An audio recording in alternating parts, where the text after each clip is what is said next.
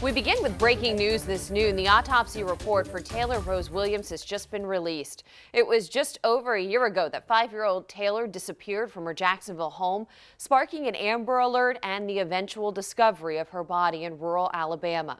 Her mother, Brianna Williams, was taken into custody and charged with aggravated child abuse and tampering with evidence, but she was not directly charged with Taylor's death.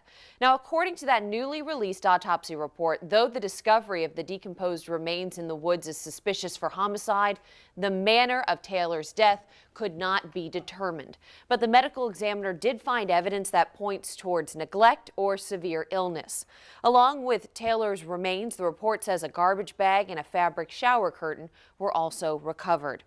And Brianna Williams currently sits in the Duval County Jail awaiting her next hearing, which has been pushed back now to January 5th. The defense needs more time to make their statements. Now, Williams has pleaded not guilty to all charges.